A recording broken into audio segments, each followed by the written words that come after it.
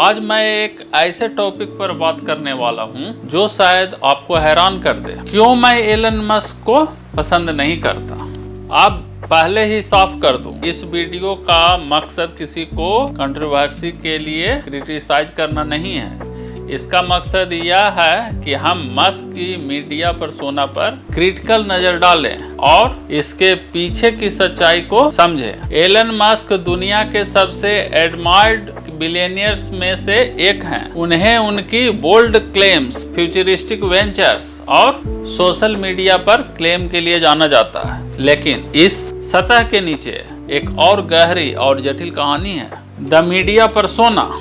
चलिए सबसे ऑब्वियस चीज से शुरू करते हैं। एलन मस्क ने पर्सनल ब्रांडिंग की कला को पूरी तरह से मास्टर्ड किया। उन्होंने अनकन्वेंशनल तरीकों से मैसिव फॉलोइंग बनाई है, चाहे वो मीम्स ट्वीट करना हो, मीडिया को कॉल आउट करना हो या फिर पॉपुलर कल्चर में दिखना हो, जैसे रिक एंड मोर्टी में। ये सारी चीजें मस्क को रिलेटेबल दिखाती हैं, जैसे वो बिलियनियर्स हैं जो समझते हैं। लेकिन असल में यही ट्रिक है। उन्होंने अपनी पर्सोना को अपने सभी वेंचर्स के लिए एक मार्केटिंग टूल बना लिया। बिना ट्रेडिशनल एडवर्टीजमेंट पर एक भी पैसा खर्च किए उनकी पर्सनल स्टोरी खुद एक एड बन गई है। The real story from South Africa to Silicon Valley. अब सवाल उठता है, इस कहानी में कितना सच है? एलन अक्सर बताते हैं कि वे हम्बल बिगिनिंग से आए हैं, लेकिन सच्चाई यह है कि मस्क का जन्म साउथ अफ्रीका में एक सिग्निफिकेंट वेल्थ के साथ हुआ था। उनके पिता के पास एक एमराल्ड माइन का हिस्सा था। मस्क के अपने बयान के अनुसार उनके पास इतना पैसा था कि वे अपना सेफ तक बंद नहीं कर पाते थे। लेकिन फेयर रहें, एलन की चाइल्डहुड परफेक्ट नहीं थी। उन्हें अपने पिता से अब्यूज सहना पड़ा और उस स्कूल में सीवियर बुलिंग का सामना करना पड़ा। इन एक्सपीरियंसेज ने उन्हें डीपली शेप किया। 9वीं कक्षा में एक ब्रूटल अटैक के बाद उन्हें हॉस्पिटल में भर्ती होना पड़ा। यह एक जटिल बैकग्राउंड है, लेकिन वो रैग्स टू रिचेज स्टोरी नहीं है, जैसा कि बहुत से लोग मानते हैं। The birth of Zip two and the Silicon Valley origin story. Musk की एंटरप्रेन्योरियल जर्नी सिलिकॉन वैली में जिप2 नाम की कंपनी के साथ हुई। वह अक्सर यह बताते हैं कि उन्होंने सब कुछ रिस्क पर लगा दिया था। अपने ऑफिस में सोते थे, बेयरली उनके पास सर्वाइवल के लिए पैसे थे। लेकिन जो अक्सर इस नैरेटिव से छूट जाता है वह यह है कि उनके पिता ने उनके बिजनेस में $28,000 US डॉलर कंट्रीब्यूट किए थे और उनकी यूनिवर्सिटी फी भी उन्हें ने भरी थी।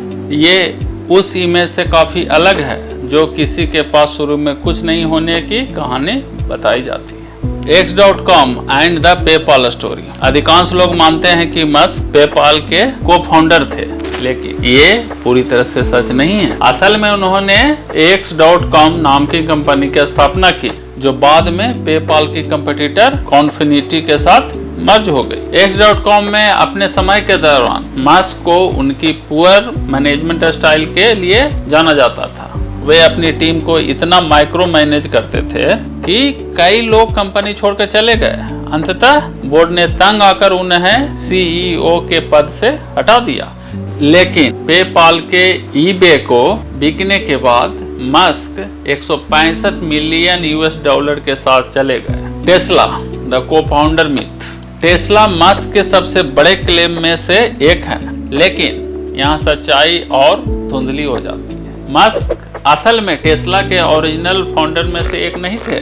कंपनी की शुरुआत सिलिकॉन वैली के कुछ इंजीनियर्स ने इलेक्ट्रिक कार्स के विजन के साथ की थी। मस्क बाद में इन्वेस्टर के रूप में आए और 6.35 मिलियन US डॉलर कंट्रीब्यूट किया। लेकिन समय के साथ मस्क ने धीरे धीरे कंपनी पर अधिक कंट्रोल हासिल कर लिया और अंततः ओरिजिनल फाउंडर्स को बाहर कर दिया। कुछ लीगल बैटल्स के बाद मस्क लीगली खुद को फाउंडर कहने का अधिकार हासिल कर लिया। यह एक क्लासिक एग्जाम्पल है कि कैसे पैसे और इन्फ्लुएंस से इतिहास को दोबारा लिखा जा सकता है।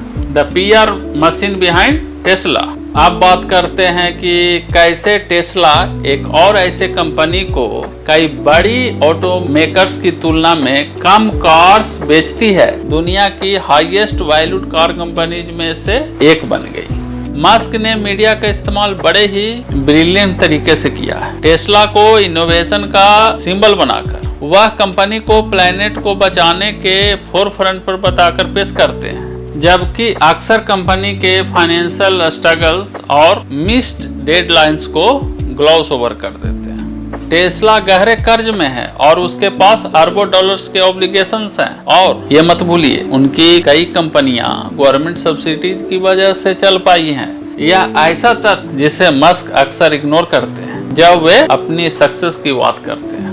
The dark side, management and labour issues. Musk के लीडरशिप स्टाइल का एक डार्क साइड भी है। वह एम्प्लॉइज को यूनियन सपोर्ट करने के लिए निकाल चुके हैं, जबकि दावा करते हैं कि इसके पीछे कोई अनरिलेटेड रीजन थे। उन्होंने एम्प्लॉइज को THC टेस्ट में पॉजिटिव आने पर फाइट कर दिया, जबकि खुद उन्होंने जो रोगन के इंटरव्यू में marijuana स्मोक किया था। उनकी मिसमैनेजमेंट स्टाइल को एग्रेसिव और कंट्रोलिंग बताया गया है। यहाँ तक कि उनकी पर्सनल लाइफ में भी मस्क का बिहेवियर चिंता का कारण रहा है। उनकी एक्स वाइफ ने उनके कंट्रोलिंग नेचर के बारे में बात की है। कई बार मस्क पर्सनल आर्गुमेंट्स में भी अपनी डोमिनेंस असर्ट करते थे। The man behind the myth. तो मैं एलन मस्क को पसंद क्यों नहीं करता? सिर्फ कंट्रोवर्सी की वजह से नहीं, बल्कि इसलिए कि उन्होंने एक ऐसी नैरेटिव बनाई है जिसमें इतने लोग विश्वास करते हैं बिना गहराइयों को जाने। मस्क ने एक एम्पायर बनाया है इनोवेशन पर, लेकिन साथ ही साथ अपने जीवन और बिजनेस के बारे में आधी सच्चाइयों और एग्जैजरेटेड स्टोरीज पर भी। जो लोग असली वेल्थ और सक्सेस बनाने पर फोकस करते हैं, उनके लिए यह जरूरी है कि फ्लैशी नैरेटिव से आगे देखें और खुद से सवाल करें, असली क्या है और सिर्फ अच्छी PR क्या है। जैसा कि मैं हमेशा अपने क्लाइंट से कहता हूँ, चाहे आप स्टूडेंट्स हो, बिजनेस ओनर्स हो या प्रोफेशनल्स हो, सक्सेस सिर्फ उस कहानी के बारे में नहीं है जो आप बताते हैं, या उस वैल्यू के बारे में है जो आप क्रिएट करते हैं, और उस इंटीग्रिटी के बारे में जो आप अपहोल्ड करते हैं। और मस्क के मामले में कुछ ऐसा है जिस पर सवाल उठाने की जरूरत है। अगर आपको यह वीडियो इंसाइटफुल लगा तो मैं आपके थॉट्स सुनना पसंद करूंगा। क्या आपको लगता है कि मस्क की सक्सेस उतनी ही असली है जितनी दिखाई देती है, या आपको लगता है कि इसके पीछे कुछ और है? मुझे कमेंट्स में बताइए।